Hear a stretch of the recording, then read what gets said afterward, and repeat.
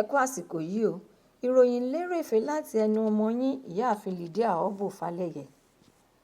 Ààrẹ Bọ́lá Tinubu lánàá òde yìí tí í ṣe Ọjọ́bọ̀ ni ó ṣe ìpàdé ìdákọ́ńkọ́ pẹ̀lú àwọn èèkàn olóṣèlú láti ìpínlẹ̀ Rivers lórí bí wọn yóò ṣe yanjú gbogbo aáwọ̀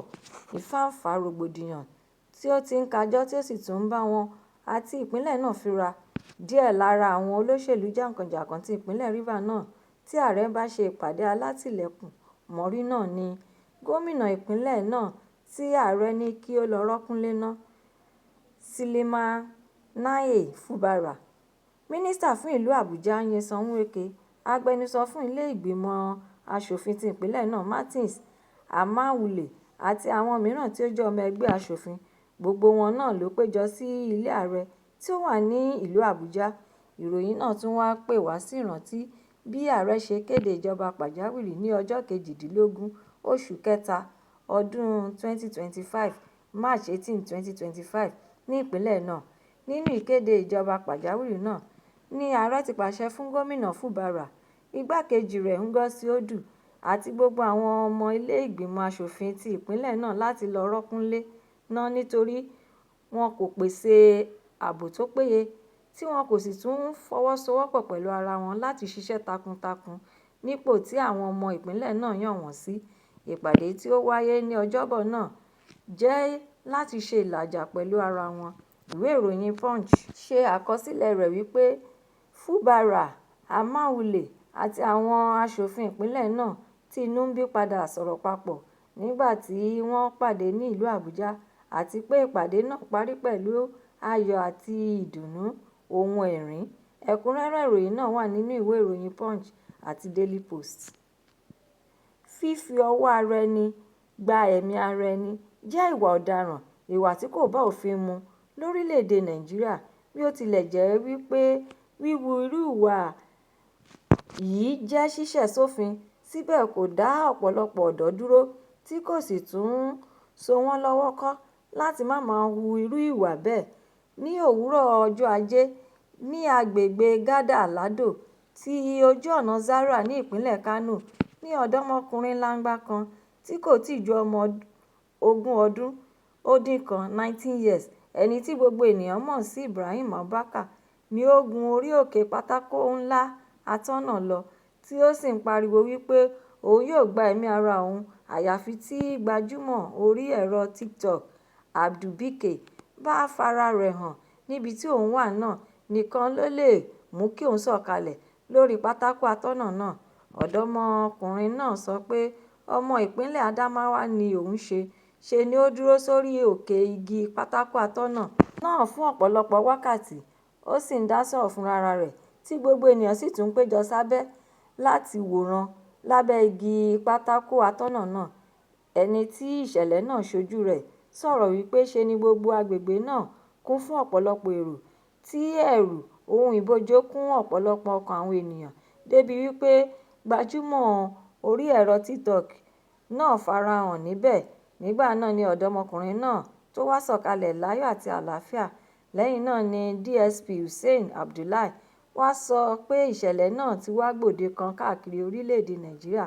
nítorí pé kì í ṣe èyí tí ó ṣẹlẹ̀ ní ìpínlẹ̀ Kano yìí nìkan ni àwọn rí gbọ́ pé ó ti ṣẹlẹ̀ lẹ́nu lọ́ọ́lọ́ yìí. Ó tún wá ṣàlàyé síwájú pé ní ìbẹ̀rẹ̀ oṣù yìí ní ọjọ́ 15 oṣù kẹfà June 15 ní ọ̀dọ́mọkùnrin kan tí orúkọ rẹ̀ ń jẹ́ Adamu Salisu náà gun orí òpó tí àwọn ẹlẹ́rọ ìbánisọ̀rọ̀ tí ó wà ní olú ìlú ìpínlẹ̀ náà lọ tí òun náà kọ̀ jálẹ̀ láti sọ̀kalẹ̀ àyàfi tí òun bá fi ojú òun kan Bala Wunti, ẹni tí ó jẹ́ ọ̀gá àgbà pàtàkì kan ní iléeṣẹ́ ìfọpo rọ̀bì Nigeria National Petroleum Company Limited (NNPCL), ẹni tí ó tún pinnu láti díje fún ipò gómìnà nínú ètò ìdìbò ti ọdún 2027. Lẹ́yìn náà ló tún ṣe àpẹẹrẹ ọkùnrin kan ní ìlú Àbújá,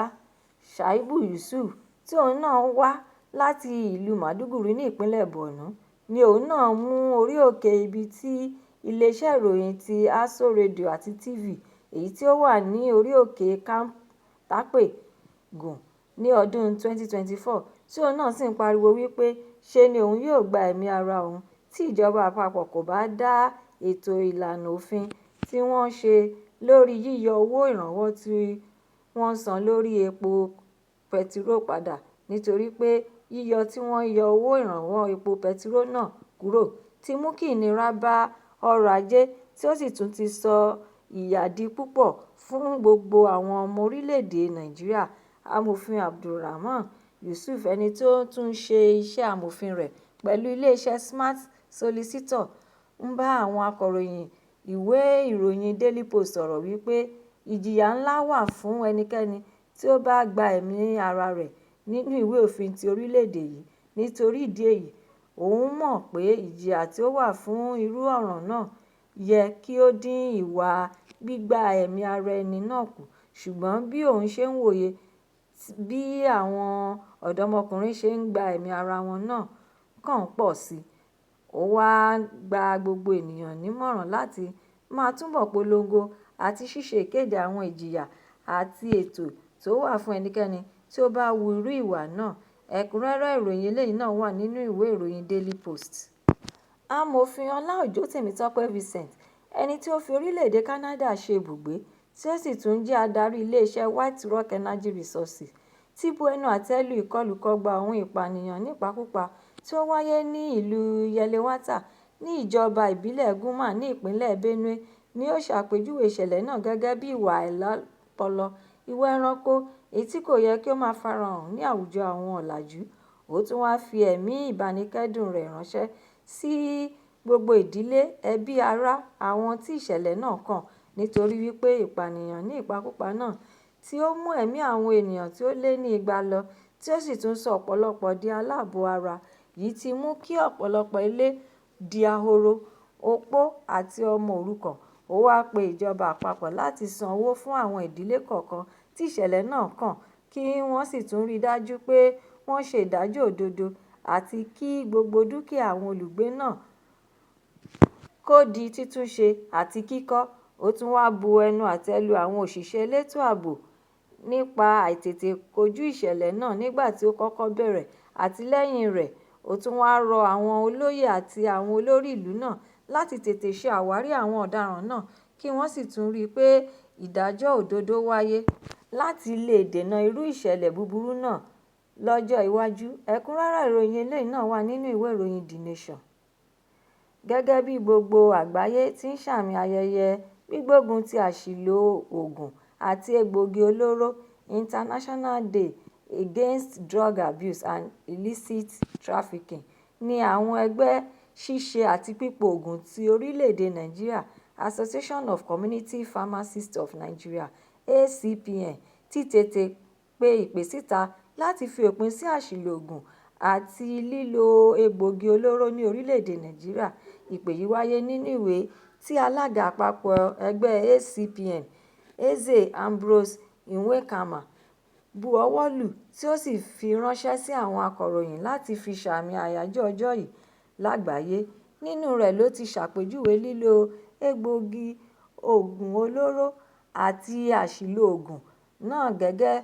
bí ìṣẹ̀lẹ̀ tí kò mú ariwo lọ́wọ́ (silent crisis) ṣùgbọ́n tí ó máa ń bá àwọn ọ̀dọ́, elétò ìlera ìta gbangba (public health) àti ìdàgbàsókè fínra. Ó tún wá fi kún ọ̀rọ̀ rẹ̀ wípé lílo egbòogi olóró tún jẹ́ òǹfà tí ó máa ń fa àrùn ọpọlọ síta, kì í jẹ́ kí akẹ́kọ̀ọ́ kó jáde ilé ẹ̀kọ́, ìwà ọ̀daràn ni, tí ó sì tún máa ń fa ikú àìtọ́jọ́, èyí tí kò kì í jẹ́ kí orílẹ̀-èdè bíi ti Nàìjíríà kó ní ìlọsíwájú tàbí gòkè àgbà. Ó tún wá tẹ̀síwájú nínú ọ̀rọ̀ rẹ̀ wípé gbogbo oògùn tí a bá ń lò tí kì í ṣe èyí tí àwọn oníṣègùn òyìnbó kọ fún wa láti lò, oògùn ikọ́ tí wọ́n fún wa ní ilé ìwòsàn tí a kò lò fún ohun tí ó yẹ kí a lò fún, tàbí egbòogi olóró tí wọ́n ń tà káàkiri ìlú tí à ń lò, kì í ṣe pé ó jẹ́ ìwà tí ó lòdì sí òfin nìkan, bí kò ṣe ó ń ṣiṣẹ́ lòdì sí ọjọ́ iwájú àwọn ọmọ wa ni. Lẹ́yìn náà ló tún wá sọ pé àwọn orílẹ̀-èdè Amẹ́ríkà yọ ọjọ́ òní sọ́tọ̀ fún àyájọ́ gbígbógun ti àṣìlò oògùn àti lílo oògùn olóró, èyí tí gbogbo ẹgbẹ́ àwọn ń lo ọjọ́ òní láti fi polongo kéde àwọn aburú tí àṣìlò oògùn àti ṣíṣòwò rẹ̀ ń mú bá àwọn ọmọ orílẹ̀-èdè yìí. Ẹ̀kúnrẹ́rẹ́ ìròyìn eléyìí náà wà nínú ìwé ìròyìn Nigeria Tribune. Ìròyìn lérèfé tòní kò ní jù báyìí lọ.